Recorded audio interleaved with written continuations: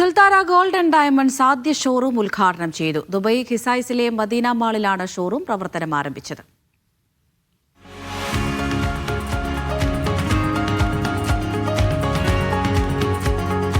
Jewellery retail രംഗത്ത് വൈവിധ്യം വാഗ്ദാനം ചെയ്ത് സുൽത്താര ഗോൾഡ് ആൻഡ് ഡയമണ്ട്സിന്റെ ആദ്യ ഷോറൂം ദുബായ് ഖിസൈസിൽ പ്രവർത്തനം ആരംഭിച്ചു.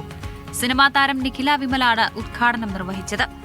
ചലച്ചിത്ര താരവും ആർജെയുമായ മിഥുൻ രമേശ്, ഗായകൻ ജി വേണുഗോപാൽ എന്നിവരും ഉദ്ഘാടന ചടങ്ങിൽ പങ്കെടുത്തു.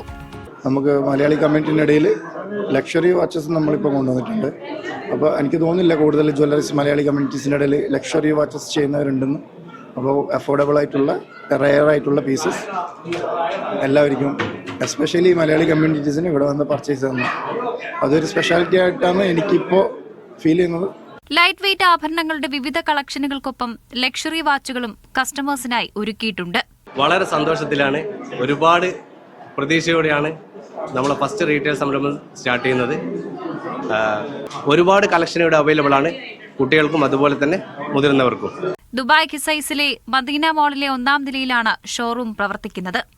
ഉദ്ഘാടനത്തോടനുബന്ധിച്ച് കുട്ടികൾക്കായി കുട്ടി സുൽത്താര എന്ന പേരിൽ ടാലന്റ് ഷോയും സംഘടിപ്പിച്ചിരുന്നു.